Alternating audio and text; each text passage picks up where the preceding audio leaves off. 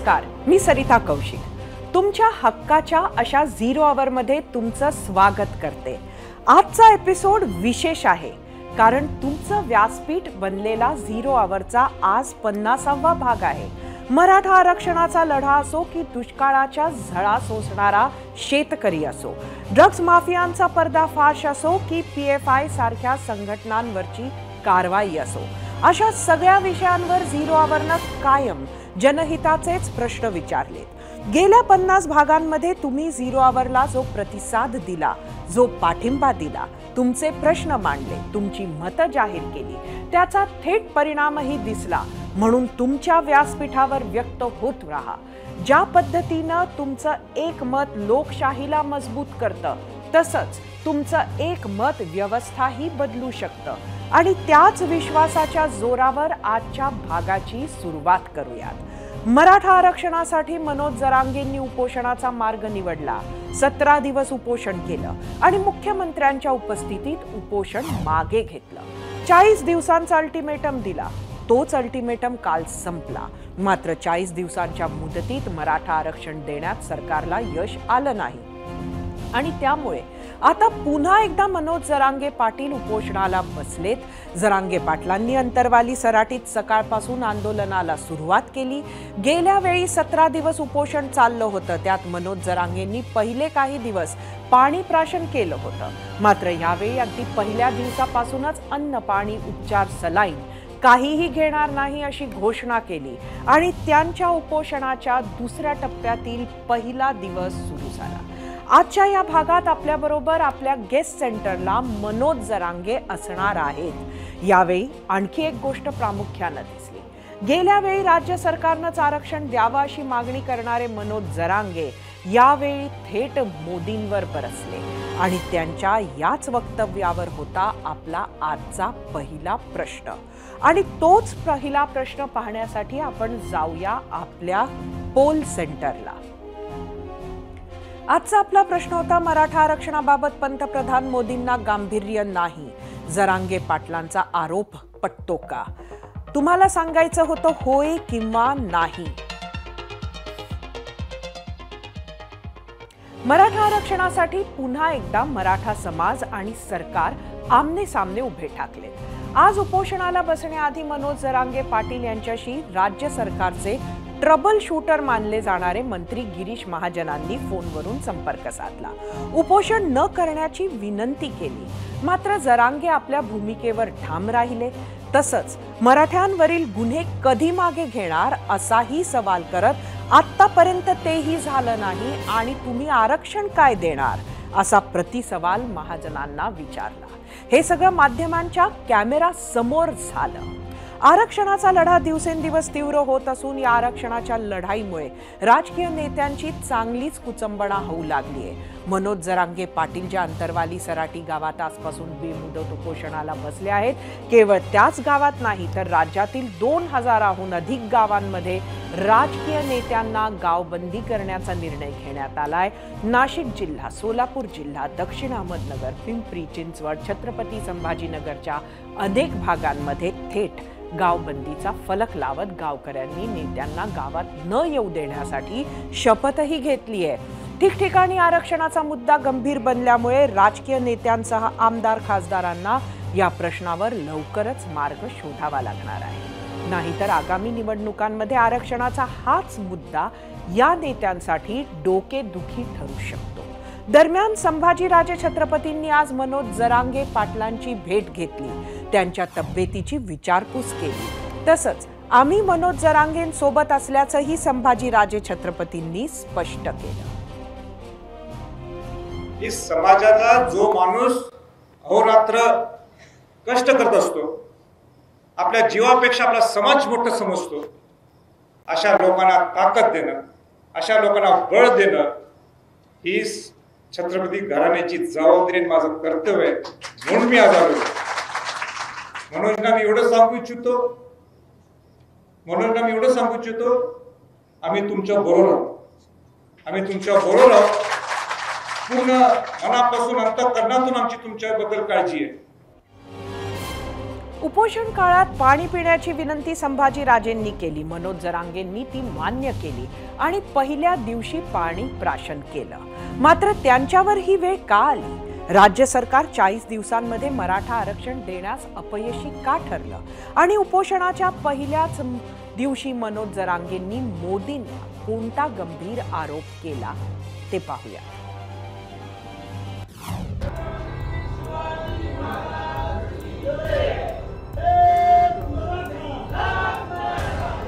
मनोज जरांगेंनी सरकारला दिलेला 40 दिवसांचा अल्टिमेटम संपला। पुढे काय या प्रश्नाचं उत्तर खुद्द जरांगेंनीच दिलं। त्याच अंतरवाली गावात त्याच स्टेजवर पुन्हा एकदा मनोज जरांगेंनी दुसऱ्या टप्प्यातून उपोषण सुरू केलं आणि पहिल्याच दिवशी मोदींपासून शिंदेंपर्यंत सगळ्यांना नवं अल्टिमेटम दिलं। पण मनोज जरांगेंवर ही वेळ का आली? तर त्यासाठी 40 दिवसांचा फ्लॅशबॅक पाहावा लागेल।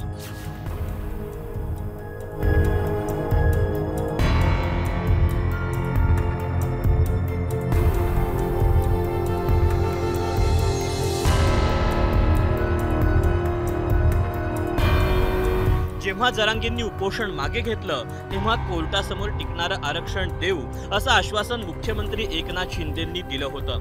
मात्र तेच आश्वासन पूर्ण झालेलं नाही। शिवाय कालच झालेल्या दसरा मेळाव्यातही मुख्यमंत्री एकनाथ शिंदेंनी आरक्षण देणार अशीच घोषणा केली। कोणावरही अन्याय न करता, कुणाचंही काढून न घेता मराठा समाजाला टिकणारं आरक्षण हे सरकार देणार। मी छत्रपतींच्या समोर साक्षीने या ठिकाणी त्यांची शपथ घेऊन सांगतो नाही, मी तिथे जाऊन त्यांच्या समोर नतमस्तक होतो।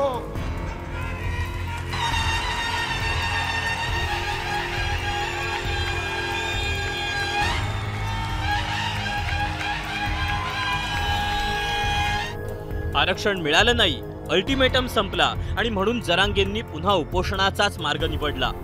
आता जर राज्य सरकारला मराठा समाजाला आरक्षण द्यायचं असेल तर ओबीसी कोट्यातूनच आरक्षण द्यावं लागेल। ज्यानं राज्यातला ओबीसी समाज नाराज होईल अशी कोणतीही नाराजी नको असेल तर घटना दुरुस्ती हाच पर्याय आहे। त्यासाठी केंद्र सरकारनं पुढाकार घेत संसदेत संविधानात घटना दुरुस्ती करत आरक्षणाची कमाल मर्यादा शिथिल केली तर मराठा समाजाला आरक्षण मिळेल। याआधी कमाल आरक्षणाची 50% मर्यादा ओलांडण्यासाठी सरकारनं दिलेली कारणं न्यायालयानं अमान्य केली आहेत। त्यामुळे केंद्रानं संसदेतूनच आरक्षणाचा प्रश्न सोडवण्याची मागणी जरांगेंनी केली होती। मोदी साहेबांना आम्ही विनंती केली की साहेब तुम्ही हा विषय खूप गंभीर आहे आणि संख्या ही खूप आहे समाजाची, मग इतक्या प्रचंड मोठ्या संख्येच्या समाजावर जर तुम्ही दखल घेणार नसाल तर पूर्वी जे आम्हाला वाटत होतं की तुम्ही गोरगरिबांची दखल घेताय पंतप्रधान साहेब, गोरगरिबांची प्रश्नाची जाणीव ते कुठंतरी बारीकपण वाटायला लागलं आम्हाला की आपण 7 दिवस झालं म्हणलेलो त्यांना, आत्तापर्यंत सरकारला कसलीच त्यांची सूचना नाही। त्यांचा आम्ही सन्मान करतो, कधी पण तोंडापुरता नाही बोलत, आम्ही सन्मान करतो, ते चांगले पण आहेत। आता त्यांना कोण देऊ द्याय नाही हे आम्हाला आज दिवसभर शोधावं लागत आहे काय का आमच्या अशात पिढ्या जात्या शोधायला काही दोन पाठीमागच त्यांना कोण देऊ द्याय नाही की काय, कारण त्यांनी शब्द दिला की पाळतेत ही त्यांची राज्यात ख्याती। जरांगेंनी मोदींबरोबरच मुख्यमंत्र्यांवर भाष्य केलं खरं, मात्र जर संसदेत घटना दुरुस्ती करून 50% मर्यादा शिथिल केली तर मराठा समाजाबरोबरच जाट, पाटीदार, गुज्जर आणि इतर समाजांकडून सुरू असलेली आरक्षणाची मागणी रेटली जाईल, ज्यामुळे राजकीय पेच प्रश्न निर्माण होऊ शकतो। त्यामुळे केंद्र सरकार घटना दुरुस्तीसाठी अनुकूल नसल्याचं दिसतंय। म्हणून आता जरांगेंच्या दुसऱ्या टप्प्यातील उपोषणानं निर्माण झालेला पेच कसा सोडवायचा असा प्रश्न शिंदे सरकार पुढे। 0वर एबीपी माझा। गावबंदीचा फटका नेत्यांना बसायला लागलाय। आज छत्रपती संभाजीनगरच्या कन्नडमध्ये वैजापूरचे शिवसेनेचे आमदार रमेश बोरनारे यांची मराठा बांधवांनी गाडी अडवून निषेध केला। याआधी काल पुण्यात शरद पवारांना आरक्षणावरून काळे झेंडे दाखवण्यात आले, तर मंत्री संजय बनसोडे यांचा लातूर जिल्ह्यातील वाढवणा गावात लोकांनी ताफा अडवला. काँग्रेस आमदार अमित आणि धीरज देशमुख यांनाही लातूर जिल्ह्यातील रेणापूर येथे गावबंदीला सामोरं जावं लागलं. त्यामुळे आता तरुणांचे बेरोजगारीचे मुद्दे घेऊन रोहित पवारांनी जी पुणे ते नागपूर युवा संघर्ष यात्रा काढली आहे त्यावरही विरोधाचे सावट आहे का? दक्षिणेतील स्टॅलिन ते राहुल गांधींची भारत जोडो याचा फायदा आणि प्रतिसाद बघता रोहित पवारांनी गावागावात जाऊन लोकांशी संवाद साधत पुन्हा नव्यानं पक्ष बांधण्यासाठी कंबर कसली असावी. मराठा आरक्षण, धनगर आरक्षण तसेच इतर समाजांचाही आरक्षणासाठी लढा सुरू आहे. आरक्षणाच्या या लढाईमुळे अनेक ठिकाणी राजकीय नेत्यांना विविध समाजाच्या रोषाचा सामना करावा लागतोय. यावरच आम्ही विचारलेल्या प्रश्नावर तुम्ही काय प्रतिक्रिया दिल्या आहेत त्या पाहूयात आणि त्यासाठी जाऊया आपल्या मीडिया सेंटरला. आजचा आपला प्रश्न होता, मराठा आरक्षणाबाबत पंतप्रधान मोदींना गांभीर्य नाही, जरांगे पाटलांचा आरोप पटतो का? अभिषेक खेडेकर, एक्सवरून मराठा समाजाला आरक्षण मुदतीत मिळणार नव्हतं तर सरकारनं 40 दिवस का मागितले? मुदतीवरून दिशाभूल करू नये. एक्सवरून विनायक, मुंबई, गांभीर्य आहे पण मराठा आरक्षण रोखून राजकारण करण्यात. यूट्यूबवरून विवेक अविंदे, महाराष्ट्राच्या स्थापनेपासून काही अपवाद वगळता मराठा समाजाच्या हाती सरकार होते त्यावेळी आरक्षण पूर्ण होते आणि नंतर ते काढून घेतले का याविषयी कोणीही बोलत नाहीये. यूट्यूबवरून @dp नावाचा अकाउंट आहे, मणिपूर अख्खं जळतंय तरी साहेबाला काही पडली नाही, आरक्षणाचं काय घेऊन बसलात. यूट्यूबवरून शिवशंकर नाश्ते, आरक्षण हे आर्थिक परिस्थितीनुसारच असावे. यूट्यूबवरून अमोल गुजर, सरसकट आरक्षण पाहिजे ही मागणी मुळात चुकीची आहे. खरं तर आरक्षण हे आर्थिक निकषावर सर्वांसाठी पाहिजे. फेसबुकवरून नामदेव आहेर, यावर एकच पर्याय, समान नागरी कायदा लागू करा. महाराष्ट्रात मराठा समाजाचे लक्षणीय प्रमाण आहे. राज्याच्या राजकारणात हा समाज कायमच केंद्रस्थानी राहिलेला आहे. महाराष्ट्राच्या स्थापनेपासून एकूण 20 पैकी 12 मुख्यमंत्री हे मराठा समाजाचे राहिलेत. त्यावरून या समाजाचे महाराष्ट्रातील प्राबल्य समजून लक्षात येईल. विद्यमान मुख्यमंत्री एकनाथ शिंदे देखील मराठा समाजातूनच येतात. असं असलं तरी मराठा समाजाला आरक्षणासाठी तीव्र संघर्ष करावा लागतोय. 1981 साली अण्णासाहेब पाटील यांनी मुंबईत मराठा आरक्षणासाठी पहिला मोर्चा काढला होता. तेव्हापासून आजतागायत हा लढा सुरू आहे. मनोज जरांगेंनी मराठा समाजाला सरसकट कुणबी प्रमाणपत्र द्यावे अशी मागणी केली आहे, जिला ओबीसींचा तीव्र विरोध आहे. तशातच मनोज जरांगे पाटलांनी मराठा आरक्षणावरून थेट मोदींच्या भूमिकेवरच शंका उपस्थित केली आहे. याच बाबत आपली रोखठोक भूमिका मांडण्यासाठी 0 आवरमध्ये उपस्थित आहेत स्वतः मनोज जरांगे. आपण जाऊया आपल्या गेस्ट सेंटरला. मनोजजी, 0 आवरमध्ये आपलं स्वागत आहे. आज परत एकदा तुम्ही उपोषण सुरू केलेलं आहे आणि थेट आता तुमची नाराजी पंतप्रधान नरेंद्र मोदींवर दिसते. मोदींकडनं तुमची काय अपेक्षा आहे?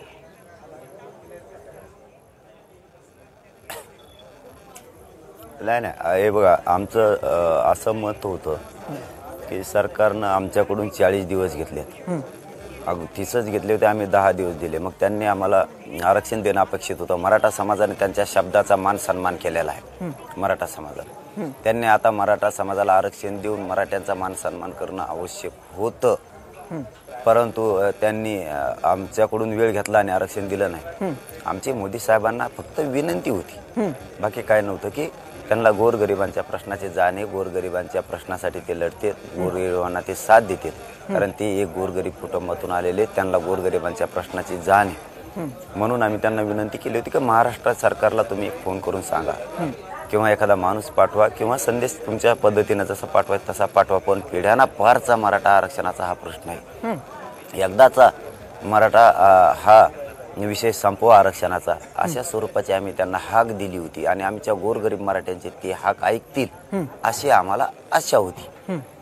कारण मराठा समाज हा पूर्वीपासून ओबीसी आरक्षणात आहे. आमचा अर्धा मराठा समाज ओबीसीत आहे. आमचा फक्त ओबीसी मध्ये समावेश करायचा, एवढा एक फोन करून सांगायचं होतं. म्हणून आम्ही त्यांना एक आग्रहाची विनंती केली होती की आम्ही त्यांचे समजा आम्ही लेकराच्या वयात आहेत, आम्ही लेकरं आहेत, लेकरांचे हक ते मान्य करतील, आमच्या वेदना जाणून घेतील. आमच्या मराठा समाजाच्या पोरांचं उभं आयुष्य उद्ध्वस्त झालंय, आता ते होऊ देणार नाहीत असं राज्य सरकारला एक फोन करून सांगतील. आणि त्यांच्या ऐकण्यात राज्य सरकार एका फोनवर 2 घंट्यात आमचा प्रश्न मार्गी लागला असता, मराठ्यांचा ओबीसी मध्ये समावेश झाला असता अशी आम्हाला एक अपेक्षा होती. कारण आम्ही काय कायदा सोडून बोलत नाहीयेत म्हणून आम्हाला ती अपेक्षा होती, पण ते त्यांनी लावला नाही. ते आता त्यांचा प्रश्न, आम्ही काय त्याच्यावरती काहीच बोललो नाहीत पुढं.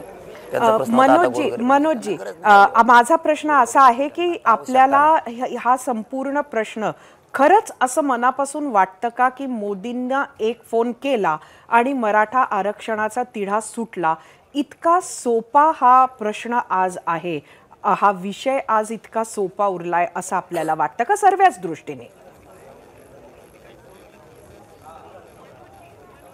ताई, इतका सोपा विषय हा खऱ्यानंच फक्त खूप पिढ्यांना पार आणि वर्षानुवर्ष चाललाय म्हणून यांनी फक्त दाखवून दिलंय मराठ्यांचा विषय आरक्षणाचा खूप मोठा आहे.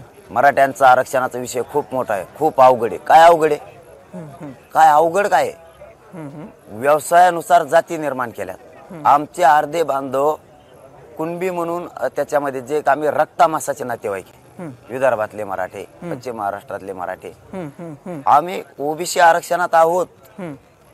फक्त ओबीसी मध्ये समावेश करायचा मराठ्यांचा, एवढाच विषय आहे. आणि त्याला मंजुरी द्यायची की मराठा आणि कुणबी एकच आहेत. याच्यासाठी समित्या, याच्यासाठी आयोग, याच्यासाठी अभ्यास करून करून ते अधिकारीच हुशार झालेत, पण मराठ्याला आरक्षण मिळालं. कव्हर वाचित त्यांची त्यांनाच माहित. आणि आमचंच वाचायला बरं मिळत आहे त्यांना. बाकीचे पुस्तकं लय मोठे पडले ते वाचावं तिकडं. नोंदी आमच्याच करतात, अहवाल आमचाच बनित आणि त्याच्यावरच अभ्यास करतात. मग अहवाल बनिताना अभ्यास नव्हता केला तसंच जोडले होते काय तुम्ही कागद? कमून आमचा छळ चाललेला आहे आम्हाला हेच कळाना. आमचं उभं आयुष्य बरबाद झालंय त्या आरक्षणामुळे. इतका सोपा विषय असताना किचकट म्हणून आमचे पार वाटोळ करून टाकले यांनी. पण आता गाव खेड्यातला सगळा कानाकोपऱ्यातला महाराष्ट्रातला मराठा समाज ताई एक झाला. आता मराठी आता नाही थांबत. यांना किती वळवळ करू द्या आता की कसे देत नाही. तुम्हाला द्यायचंच नव्हतं, काय वेळ घेतला आमच्याकडून? आम्ही त्याच टायमाला तुम्हाला 4 दिवसापेक्षा जास्त वेळ देत नव्हतो. नाही म्हणे तुम्ही आमचं एवढं वेळेस ऐका, तुमच्या मागणीप्रमाणे आम्ही तुम्हाला टिकणार आरक्षण देतो. टिकणार. काल शपथही घेतली तशी मुख्यमंत्र्यांनी. 40 दिवस झाले. त्याबद्दल आम्ही त्यांचा सन्मान केला, आदरही करतो. परंतु आमचा प्रश्न मार्गी लागण्यासाठी आम्ही मागे नाही हटू शकत. आता आमच्या लेकरा बाळाचं आयुष्य मुख्यमंत्री साहेब उद्ध्वस्त झालंय. गरिबांच्या लेकरांचं खूप वाटोळं झालंय. आई बापाने ऊस तोडून पोरं शिकवलेत. त्यांचे वेदना त्यांनी कुणाला सांगायच्या? नक्कीच ठीक आहे मनोजजी, आम्ही त्याचा सन्मान केला त्याबद्दल तुम्ही आपण मुख्यमंत्र्यांचा सन्मान करत आहात. आपण सातत्यानं हे बोलत आला आहात आणि आपली एक सहानुभूती सुद्धा एकनाथ शिंदे यांच्यासाठी दिसते, आजही दिसते. म्हणजे दुसऱ्यांदा उपोषणावर बसल्यानंतर सुद्धा ती सहानुभूती दिसते आहे, तो आदर दिसतोय. खरं तर स्वतः मुख्यमंत्री तुमच्याकडे आले होते, तुमचं त्यांच्याशी बोलणं झालं, त्याच्यानंतरच तुम्ही उपोषण सोडलं होतं. त्यामुळे जे आश्वासन, जे 40 दिवस तुम्ही दिलेत ते तुम्ही मुख्यमंत्र्यांना दिले. मात्र तुमच्या बोलण्यामध्ये सहानुभूती त्यांच्यासाठी मात्र दिसते, पण कोणीतरी त्यांना देऊ देत नाहीये असं आपण सातत्यानं म्हणतोय. तुमचा रोख नक्की कोणाकडे आहे? म्हणजे मुख्यमंत्र्यांसाठी सहानुभूती आहे, मग ही नाराजी कोणावर आहे? मुख्यमंत्री आले म्हणजे सगळं सरकार आलं नव्हतं, सगळ्यांबद्दलच आहे आमची. आता काय नावीलाज आहे ना आमचा, काय करावं आता? आम्ही जनता पडलो, आम्ही चूक केली, त्यांना त्या गादीवर बसून जनतेनं. आता आम्हाला भोगायची वेळ आली. आम्हाला वाटलं उपकार फेडतील, नाही फेडला. कुणीतरी आहे हे मात्र सत्य आहे. हा, आम्ही त्यांचा शोध घेतोय. आता आमची त्या शोधण्यात पिढ्या घालते का काय घे आमची? असं तुम्हाला का वाटतंय की कोणीतरी आहेत जे मुख्यमंत्र्यांना थांबवत आहे, असं का तुम्हाला सातत्यानं वाटतंय? हे वाटण्याच्या पाठीमागचं कारण काय आहे?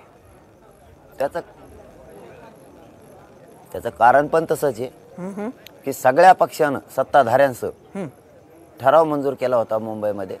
तुमच्या मागणीप्रमाणे आम्ही तुम्हाला टिकणार आरक्षण देतो, पण हे 4 दिवसात होणार नाही. तुम्ही 4 दिवसात द्या म्हणताय, 1 महिन्याचा वेळ द्या, आम्ही देतो. आता नेमका प्रॉब्लेम काय?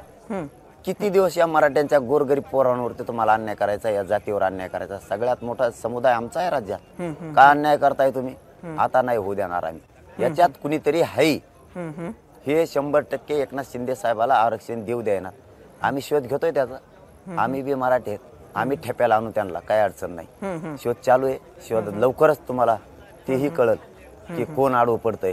कारण त्यांचे जसे लोक आमच्याच आहेत, आम्ही काय बोलतोय काय करतोय हे त्यांना कळतंय, तसं आम्हाला त्यांच्यात काय चाललंय कळतंय. कारण त्यांच्यातही आम्हाला काही वर्ग मानणार आहे, तर आम्ही बी त्यांचा शोध लावणं सुरू केलेला आहे. कारण आम्ही कवाच खोटं बोलत नाही. कुणीतरी आहे ते मुख्यमंत्री साहेबाला आरक्षण देऊ देणार. गोरगरिबांचा मराठ्यांचं वाटोळं करायला ते टपलेत, हे मराठ्यांच्या सुद्धा आता लक्षात आलंय. त्यामुळं मराठे हे आता कोणत्या पक्षाच्या नेत्याला मानायला तयार नाहीत, कारण त्यांना मोठं केलंय. आता ते आमच्याच पोरांच्या मुळावर उठले. त्यामुळे कानाकोपऱ्यातला करोडोना मराठा समाज एकजूट झालाय. बघा आता शांततेचं आंदोलन सुरू झालंय, आमचा पहिला टप्पा. यांना आता ह्यो झेपणार नाही. बघूयात आता कसं आरक्षण देत नाहीत ते शांततेचं युद्ध करायला आम्ही सज्ज झालो आजपासून. खरं तर आपण म्हटलं तर एकनाथ शिंदेबद्दल आपल्याला सहानुभूती आहे, मात्र अण्णासाहेब पाटलांच्या आंदोलनाच्या नंतरचा जर आपण काळ पाहिला तर आज सुद्धा आपल्याकडे मराठा मुख्यमंत्री आजही आहेत. आजही ते राजकारण करत आहेत. शरद पवार आहेत, पृथ्वीराज चव्हाण आहेत, अशोक चव्हाण आहेत, नारायण राणे आहेत, आता एकनाथ शिंदे आहेत. एखाद दोन नावं मी विसरली सुद्धा असेल. या सर्वांसाठी तुमच्याकडे आज काय प्रश्न आहे?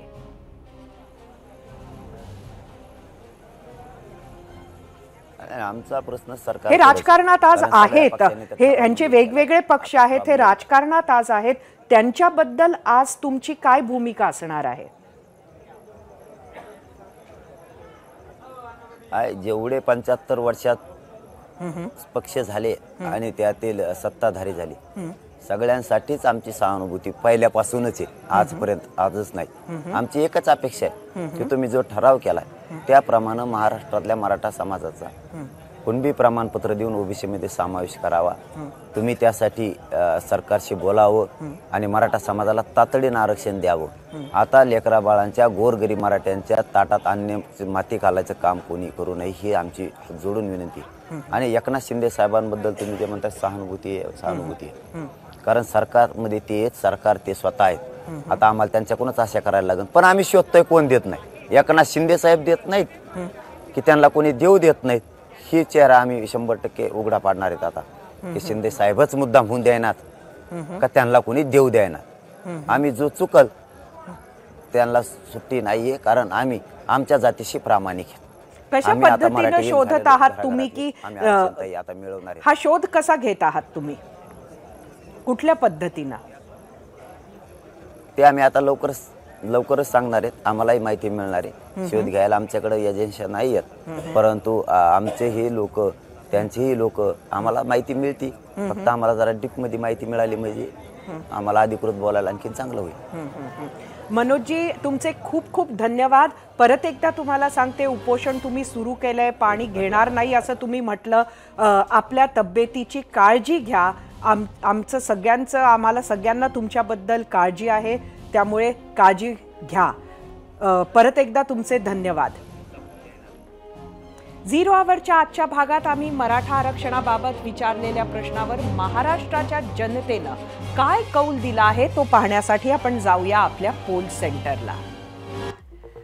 आजचा आपला प्रश्न होता, मराठा आरक्षणाबाबत पंतप्रधान मोदींना गांभीर्य नाही, जरांगे पाटलांचा आरोप पटतो का? एकूण 50,000 मतं आलेली आहेत यूट्यूब. 88% लोकांनी होय म्हटलंय, 12% लोकांनी नाही म्हटलंय. इंस्टाग्रामवर एकूण 8,000 मतं. 80% लोकांनी होय म्हटलंय, 20% लोकांनी नाही म्हटलंय. एक्सवर 1000 मतं. एकूण 80% लोकांनी होय म्हटलंय, 21% लोकांनी नाही म्हटलंय. फेसबुकवर एकूण 8,000 मतं. एकूण 70 लोकांनी होय म्हटलंय, 31% लोकांनी नाही म्हटलंय. मनोज जरांगे पाटील जे बोलत आहेत ते महत्त्वाचं आहेच, पण ते जे बोलत नाहीये ते सुद्धा महत्त्वाचं आहे. मुख्यमंत्र्यांना कोणीतरी आरक्षण देऊ देत नाहीये असा आरोप ते करतात. या आंदोलनादरम्यान त्यांनी कधी थेट नाव घेतलं नाही, पण बऱ्याचदा नाव न घेता देवेंद्र फडणवीसांवरही दोषारोप करण्याचा त्यांनी प्रयत्न केला. आता ते पंतप्रधानांवर टीका करू लागले आहेत. आरक्षणाचे अधिकार केंद्राकडे आहेत हे खरं असलं तरी त्यालाही मर्यादा आहेत. कोर्टात टिकणारं आरक्षण कसं द्यायचं हा पेच सर्व सरकारांसमोर कायम आहे. त्यातच एका समाजाला गोंजारायला गेलं की दुसरा समाज नाराज होतो हा अनुभव आहेच. त्यामुळेच प्रत्येक पक्ष हा मुद्दा अत्यंत काळजीपूर्वक हाताळत आहे. आपला राजकीय स्वार्थ साधण्याच्या नादात समाजातील वातावरण जास्त गढूळ होणार नाही याची काळजी या सर्वांना घ्यावी लागणार आहे आणि त्यांनी ती घ्यावी एवढीच आपली माफक अपेक्षा असेल. बातमी आहे आनंदाची, बातमी आहे श्रीरामाची, बातमी आहे 500 वर्षांच्या प्रतीक्षेची, बातमी आहे 500 वर्षांचा वनवास संपुष्टात येण्याची. अयोध्येत जिथे रामाचा जन्म झाला त्या जागी भव्य राम मंदिर उभं राहत आहे. त्या मंदिरात श्रीरामाच्या आगमनाची तारीख जवळपास निश्चित झाली आहे. 22 जानेवारीला राम मंदिरात मूर्तीची प्रतिष्ठापना होणार हे आता पक्कच म्हणायला हवं. या आधीही त्याबाबत बातम्या येत होत्याच. काल संघाच्या दसरा मेळाव्यात सरसंघचालक मोहन भागवतांचं भाषण झालं. त्यांनी सुद्धा भाषणात 22 तारखेचा उल्लेख केला. रामकृष्णाच्या भारतभूमीत मुघल सम्राट बाबरानं मुघल साम्राज्याची सुरुवात केली. त्याने 1528 साली कोट्यावधी हिंदूंच्या श्रद्धेचं आस्थेचं स्थान असलेल्या राम जन्मभूमीचा विध्वंस करून त्या साम्राज्याचा पाया रचला होता. 1669 साली त्यावर कळस चढवला बाबराचाच वंशज असलेल्या औरंगजेबानं. त्याने छत्रपती शिवरायांसहित कोट्यावधी हिंदूंचा आराध्य असलेल्या काशी विश्वेश्वराचं मंदिर पाडून तिथे मशीद उभारली होती. रामलल्लाच्या जागेवर ती भळभळती जखम जवळपास 464 वर्ष उभी होती. विश्व हिंदू परिषदेच्या पुढाकाराला भाजपची राजकीय साथ मिळाली आणि 1992 साली कारसेवकांनी तो एक मिटवला. त्यात मदत झाली ती शिवसेनेसारख्या पक्षांची. मात्र त्यानंतरही तिथे गेली 2.5-3 दशकं रामलल्ला तंबूत वाट पाहत उभे होते. दरम्यानच्या काळात प्रदीर्घ कायदेशीर लढा झाला. नरेंद्र मोदींनी केंद्रात भाजपला स्पष्ट बहुमत मिळवून दिलं. पंतप्रधान झाल्यावर राजकीय इच्छाशक्ती दाखवली आणि राम जन्मभूमीवर भव्य राम मंदिराचा मार्ग मोकळा झाला. येत्या 3 महिन्यात तिथे श्रीरामाची प्रतिष्ठापना होणार आहे. आस्थेची, श्रद्धेची, धर्माची तसंच राजकारणाचीही किनार असलेल्या याच विषयावर आम्ही विचारला होता आजचा दुसरा प्रश्न. तो प्रश्न बघायला आपण जाऊया आपल्या पोल सेंटरला. आजचा आपला प्रश्न होता, जानेवारीमध्ये खुलं होणारं राम मंदिर आगामी निवडणुकीत भाजपला फायदेशीर ठरेल का? तुम्हाला सांगायचं होतं होय किंवा नाही. मुघल काळात जी स्थिती राम जन्मभूमीची तीच कृष्ण जन्मभूमीची झाली. अयोध्येसारखीच स्थिती काशी, मथुरा आणि इतर अनेक तीर्थक्षेत्रांची झाली. विषय धर्माचा, त्यात हिंदू मुस्लिम म्हणजे अत्यंत नाजूक, अत्यंत संवेदनशील. त्यात मतपेटीचं राजकारण. अशा अनेक कारणांमुळे सर्वांचं एकमत असलं तरी तिढा सुटणं अवघड बनलं होतं. मात्र गेल्या 10 वर्षात मोदी सरकारनं राम मंदिराचा मुद्दा मार्गी लावला आहे आणि काशी विश्वेश्वराचा मुद्दा मार्गी लावण्याची शक्यता निर्माण झाली आहे. राम जन्मभूमी वादाची पार्श्वभूमी आणि आत्ता सुरू असलेली मंदिर तयारीबाबत पाहूया 0 आवरचा हा स्पेशल रिपोर्ट.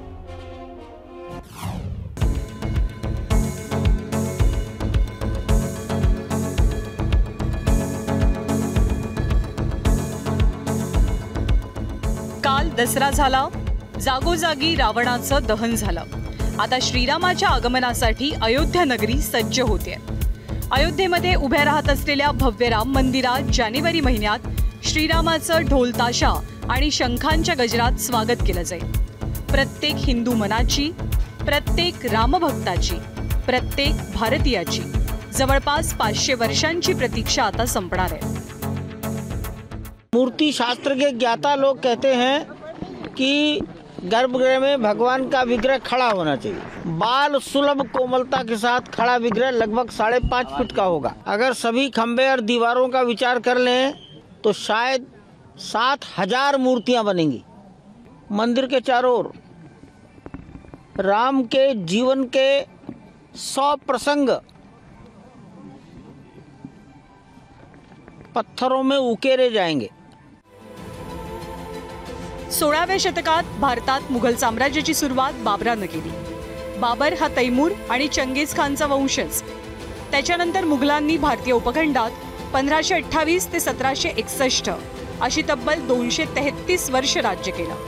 त्यात हुमायून, अकबर, जहांगीर, शहाजहान आणि औरंगजेब या 6 पिढ्यांचा समावेश होता। मुघल प्रथांप्रमाणे बाबरानंही धर्मपरिवर्तन आणि मंदिरं पाडून त्या जागी मशिदी उभारण्यावर जोर दिला। त्यातलंच एक मंदिर होतं अयोध्येतील कोट्यवधी हिंदूंचं आराध्य श्रीरामाचं मंदिर। बाबराचा सेनापती मीर बाकीनं राम मंदिर पाडून त्या जागी बाबरी मशीद बांधली होती। त्यावरून कोर्टात आणि रस्त्यावर आर-पारची लढाई लढली गेली। अखेर कायदेशीररित्या राम मंदिराचा मार्ग मोकळा झाला आणि आता 3 महिन्यात तिथे श्रीरामाची प्राणप्रतिष्ठा होणार आहे। हमारे संविधान के पृष्ठ पर जिनका चित्र है वो हमारे राष्ट्रीय आदर्श भगवान राम, उनके बाल स्वरूप का रामलला का मंदिर अयोध्या में बनने जा रहा है। अपने मंदिर में रामलला प्रवेश करने वाले हैं 22 जनवरी को। ये प्रसंग हम देखने वाले हैं। ट्रस्टच्या म्हणण्यानुसार 22 जानेवारीला शहराच्या सीमा सील केल्या जातील। रामजन्मभूमी संकुलात जास्तीत जास्त 6,000 लोकांना प्रवेश मिळेल। त्याची यादी तयार असल्याचं सांगितलं जात आहे। दरम्यानच्या काळात राम मंदिर बांधकामाची प्रगती, खांबांचं नक्षीकाम, गर्भगृहातील रामललाच्या आरतीचे व्हिडिओज मंदिर ट्रस्टकडनं भक्तांच्या भेटीला येत होते। प्रत्येक खांबावर 20 ते 24 शिल्प कोरली जातात। प्रत्येक खांब 3 भागात विभागला गेलाय। स्तंभाच्या वरच्या भागात 18 ते 12 शिल्प, मधल्या भागात 4 ते 8 आणि खालच्या भागात 4 ते 6 शिल्प कोरली जातात। एका कारागिराला एका खांबावर 1 शिल्प तयार करण्यासाठी सुमारे 200 दिवस लागतात अशी माहिती वास्तुविशारद अभियंता अंकुर जैन यांनी दिली।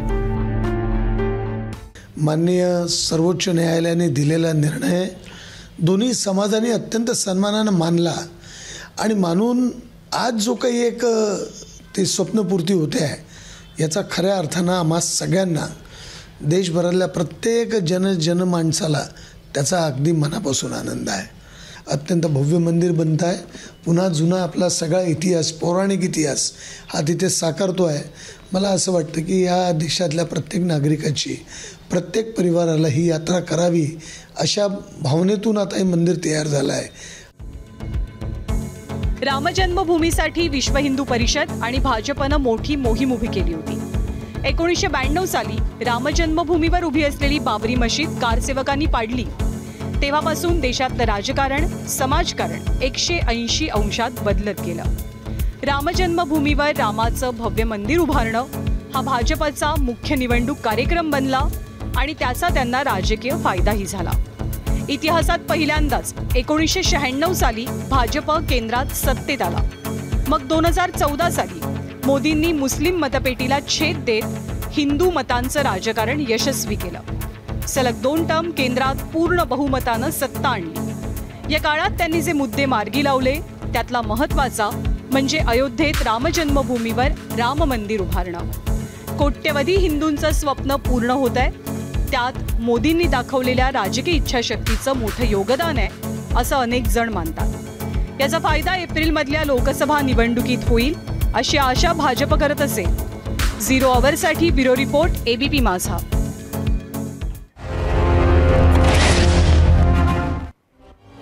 2014 नंतर राम जन्मभूमीचा लढा लॉजिकल एंडला नेण्यासाठी मोदी सरकारनं प्रयत्न सुरू केले। त्याला मुस्लिम संघटनांनीही सकारात्मक प्रतिसाद दिला। न्यायालयातही बाजू योग्य पद्धतीनं मांडली गेली। 2019 साली सर्वोच्च न्यायालयानं हिंदू पक्षकारांच्या बाजूनं निवाडा दिला। राम जन्मभूमीवर राम मंदिर उभारणीचा मार्ग मोकळा झाला। अनेक दशकांचा वाद मिटवण्यात यश आलं। राम मंदिराची तयारी जोरात सुरू झाली. आतापर्यंत 900 कोटींपेक्षा जास्त खर्च झाला आहे. संपूर्ण मंदिर आणि मंदिर परिसर विकसित करण्यासाठी किमान 1700 ते 1800 कोटी रुपये खर्च अपेक्षित आहे. यातील बहुतांश पैसा हा लोकवर्गणीतून जमा झाला आहे, हे विशेष. आणि याच विषयावर आम्ही विचारलेल्या प्रश्नावर तुम्ही दिलेल्या निवडक प्रतिक्रिया पाहूयात आणि त्यासाठी जाऊया आपल्या मीडिया सेंटरला. आजचा आपला दुसरा प्रश्न होता, जानेवारीमध्ये खुलं होणारं राम मंदिर आगामी निवडणुकीत भाजपला फायदेशीर ठरेल का? रवींद्र शिंदे यूट्यूबवर राम मंदिर झाले अभिनंदन, मतदानाचा याच्याशी संबंध जोडणे चुकीचे. देणगीदार पक्षाचे नसतात, मनातला राम वेगळाच असतो.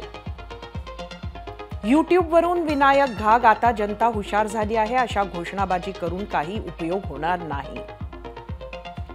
यूट्यूबवरूनच रेवनाथ गायकवाड, हे सरकार आणि भाजपचे नेते जनतेची दिशाभूल करत आहेत.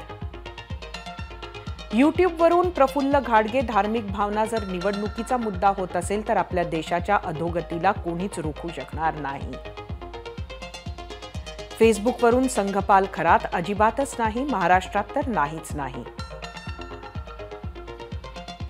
फेसबुकवरून शंकर लाखे, महाराष्ट्रात नाही ठरणार फायदेशीर, अगोदर आरक्षण द्यावे लागेल, नाहीतर निवडणुका पण होणार नाहीत.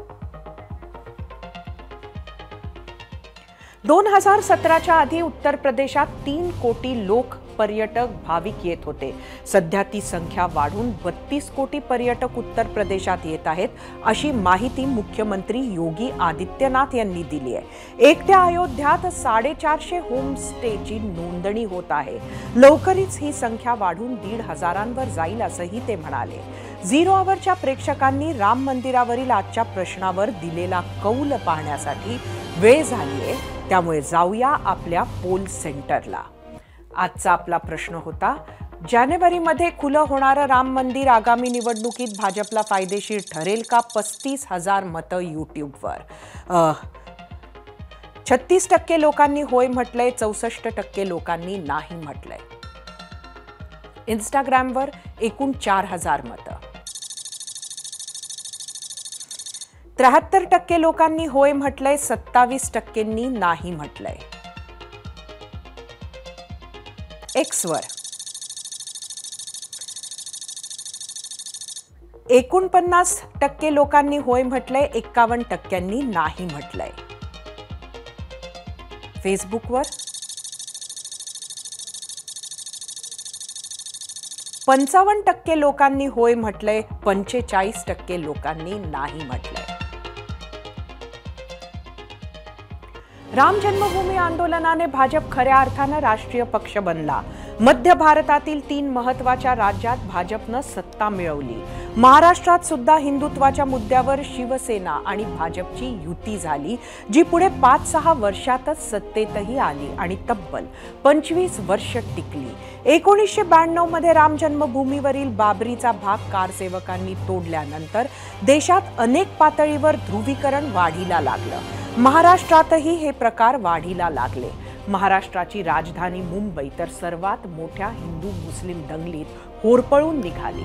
त्यातच अंडरवर्ल्ड दाऊदला हाताशी धरून केलेल्या साखळी बॉम्बस्फोटांनी दंगलीची जखम गहिरी झाली. मतांसाठी धर्माला, धर्मानं धर्माला, जातीला जातीनं उत्तर देण्याची सुरुवात झाली. सर्व धर्म समभावाचा मुद्दा सोयीनं आणि जोमानं वापरणं सुरू झालं. 2013 नंतर यात मोठे बदल दिसू लागले, इतका की सर्वात जुन्या काँग्रेस पक्षाला सॉफ्ट हिंदुत्वाचं धोरण स्वीकारावं लागलं. रामाचा प्रश्न जिव्हाळ्याचा मानणारा मोठा वर्ग देशात आहे. त्यामुळेच गेली 2 टर्म सर्वात जास्त खासदार असणाऱ्या उत्तर प्रदेशात 80 पैकी भाजपचे 60 ते 70 खासदार निवडून येत आहेत. 2024च्या लोकसभा निवडणुकीची आचारसंहिता लागण्याच्या काही दिवस आधी 22 जानेवारीला राम मंदिरात रामलल्ला विराजमान होणं हा मुहूर्त त्यामुळेच महत्त्वाचा ठरतो. राम मंदिराच्या परमार्थासोबत भाजपचे राजकारण सुद्धा साधेल का? जातगणनेत विखुरला जाणारा मतदार राम मंदिरासाठी हिंदू म्हणून एक राहील का? अशा अनेक प्रश्नांचं उत्तर आपण येत्या 3-4 महिन्यात शोधणार आहोत. बातमी भाजपमधील 2 नाराजांची. हे 2 नाराज आहेत माजी आमदार पंकजा मुंडे आणि 2019 साली भाजप सोबत आलेले काँग्रेसचे माजी खासदार डॉक्टर निलेश राणे. काल दसरा मेळाव्यात पंकजांनी आपली नाराजी पुढे चालू ठेवली असं चित्र दिसलं. आता मी उमेदवार पाडूही शकते, कोणत्या व्यक्तिविरोधात लढाई आहे हे तुम्हाला येणाऱ्या निवडणुकीत कळेल, अशा त्यांच्या वाक्यांचे वेगवेगळे अर्थ काढणं सुरू झालं. यावर भाजप प्रदेशाध्यक्ष चंद्रशेखर बावनकुळे यांनीही प्रतिक्रिया दिली.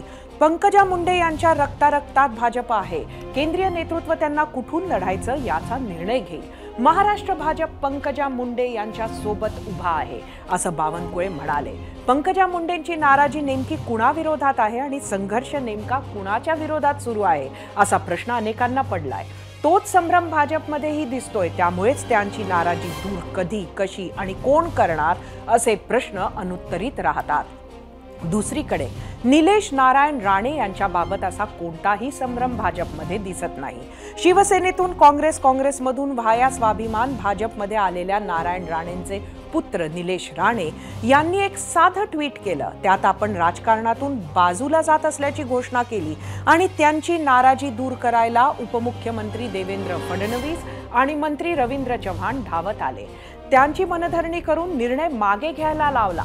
नाराज मुंडेंकडे दुर्लक्ष आणि नाराज राणेंची मनधरणी, हे भाजपचं धोरण चाणाक्ष प्रेक्षकांच्या नजरेतून सुटलं नसेलच. असो, आता वेळ झालीये 0 आवरचा हा 50वा भाग इथेच संपवण्याची.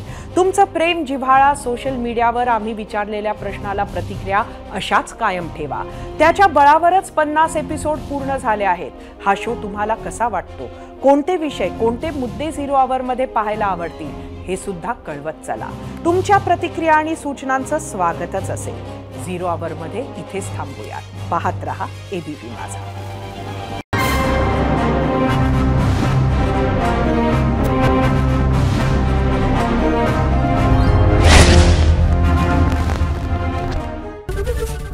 एबीपी माझा, उघडा डोळे बघा नीट.